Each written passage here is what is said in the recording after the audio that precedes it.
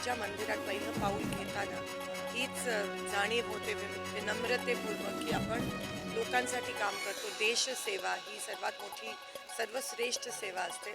सगळ्यांच्या नशिबात नसतं की बॉर्डरवर जाऊन लढावं, पण आपल्या घटनेने, आपल्या संविधानाने, आपल्या लोकशाहीच्या पद्धतीने आपल्याला लोकसभा दिली जी लोकांसाठी आहे. आणि खरं तर लोकप्रतिनिधी खासदार म्हणून जरी निवडून आलो तरी शेवटी आपण लोकांचे सेवक असतो. ही भावना आपल्या आणि ही संकल्पना जी आपल्या संविधानाने दिली ती अतिशय सुंदर अशी आहे. आणि आज त्या माध्यमातूनच आपण सगळे काम करत आहोत. पण कुठेतरी या संविधानाला आज जे सत्ताधारी आहेत ते खतरा पोचवत आहेत, ते संविधान बदलण्याचा कट कारस्थान करत आहेत. बाबासाहेबांनी दिलेलं, संविधानाने दिलेलं जे आरक्षण आहे ते खाजगीकरणाच्या माध्यमातून संपवण्याचं षडयंत्र हे सरकार करत आहे. अनेक असे विषय आहेत जे लोकशाही आणि संविधानाच्या बाहेरचे म्हणजे विरोधातले आणि बाह्य विषय आहे जे हे सरकार त्यांचा अजेंडा पुश करण्यासाठी करत आहे.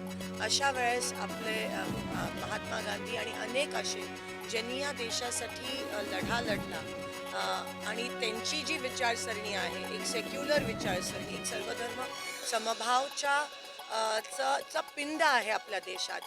हे इलेक्शन त्या दृष्टिकोनाने महत्त्वाचं होतं, कारण का भाजपनी देशभरात साम दाम दंड भीती ईडी पैसे सगळं वापरून सुद्धा लोकशाहीचा विजय झाला. ह्याचा अर्थ असा आहे की तुम्ही तुमची विचारसरणी भारत देशाच्या लोकांवर थोपवू शकत नाही. आमची विचारसरणी सर्वधर्म समभावाची आहे. आमची विचारसरणी ही संविधानावर चालणारी आहे. आमची विचारसरणी ही लोकशाहीला मानणारी आहे. आणि भाजपने कितीही प्रयत्न केला तरीही विचारसरणी कधी संपू शकत नाही. तो आपल्या भारत देशाचा पिंड आहे. ह्या वेळेस तो लोकांनी सिद्ध केला आणि एवढ्या मोठ्या प्रमाणात लोकशाहीच्या सोबत लोक उभी राहिली आणि लोकांनी लोकशाहीचा विजय करून दाखवला. मला असं वाटतं म्हणून हा आजचा दिवस हा खूप साजरा करण्यासारखा आहे.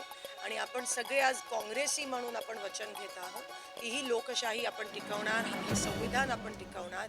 आणि भाजप ची जी लोक आहेत, जे संविधान विरोधी आहेत, जे लोकशाहीच्या विरोधी आहेत, ते खरं तर देशाच्या विरोधात आहेत. या मताची मी आहे. आणि म्हणून आता काही दिवसात महाराष्ट्राची देखील निवडणूक लागणार आहे. तुम्ही बघा, त्या निवडणुका पण पुढे ढकलण्याचं षडयंत्र करत आहेत. म्हणजे त्यांना कोणतीही संविधानाने दिलेली गोष्ट मान्य नाही आहे. सगळ्या गोष्टी त्याच्या बाहेर जाऊन करण्याचा प्रयत्न करतात. आज सोलापुरात महापालिकेची 3 वर्ष झाली निवडणुका नाही आहेत. ते पण संविधान बाह्य आहे, कारण का ते मागच्या वेळेसच 3 वर्षाखालीच व्हायला पाहिजे होता. आज पाणीपट्टी 10 पट वाढवली आहे. पूर्ण सगळीकडे त्याचा इफेक्ट मोठ्या प्रमाणात होतोय. सगळे अन्यायकारक निर्णय हे भाजप सरकार घेतं. आम्ही त्याचा निषेध करतो. पण आजचा दिवस आजचा लोकांचा दिवस आहे, ह्या मातृभूमीचा दिवस आहे. तो साजरं करताना आपण वचन घेतोय की आपण या देशासाठी आपल्या शेवटच्या श्वासापर्यंत सेवा करणार आणि लोकांसाठी आपण शेवटच्या श्वासापर्यंत आपण सेवा करणार आहोत, त्यांच्यासोबत आहोत. हा काँग्रेसचा पिंड आहे आणि तो हक्क आमच्याकडून कधीही कोणी खेचू शकणार नाही. आज स्वातंत्र्य दिनानिमित्त सोलापूरला, महाराष्ट्राला आणि देशाला मनापासून शुभेच्छा देते. आज ह्या मातृभूमीचा वाढदिवस आहे आणि तो आपण साजरा करत असतो. तो साजरा करत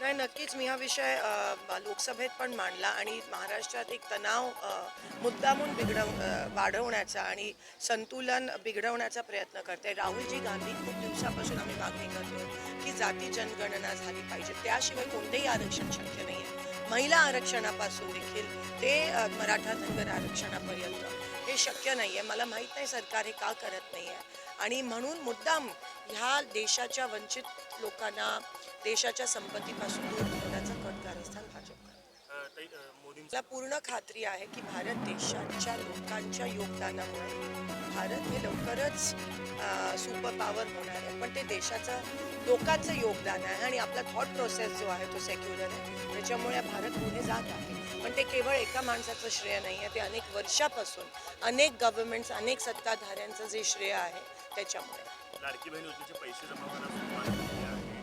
लाडकी बहीण म्हणून किती आनंद आहे आणि सरकारला काय? मला असं वाटते लाडकी बहीण योजना हे एक पॉलिटिकल स्ट्रॅटेजी आहे, स्टंटबाजी आहे आणि बहिणींना अर्थात सन्मान होत असेल या माध्यमातून ठीक आहे, पण खरं तर भाजपची मानसिकता ही महिलांच्या विरोधातली आहे की लाडकी बहीण कधीही सावत्र बहीण होण्याची शक्यता आहे इलेक्शन नंतर.